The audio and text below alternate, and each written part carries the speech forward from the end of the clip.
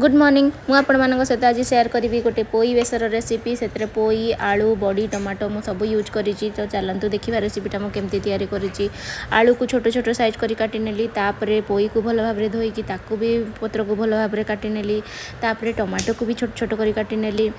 मसला रे मुझे यूज करी सोरिष पियाज रसुण रु आपन टाइम वेस्ट करने चोपा को छड़े पारे प्रथम बड़ी को भल भाव भाजी नेली टिके रेड है पर्यंत भाजिकी काढ़ी कड़े टिके पियाज पंचफुटण पकई काटी सबू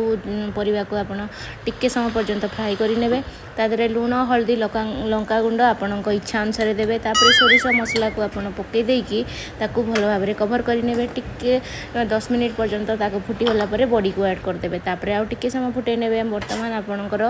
पोई बेसरटा रेडी हो गला आपण एटा को बासी 83 84 जो पखाल सांगरे भी खाइबे बहुत बढ़िया लगे यहाँ आपण इच्छा उपर डिपेंड करुच्ची।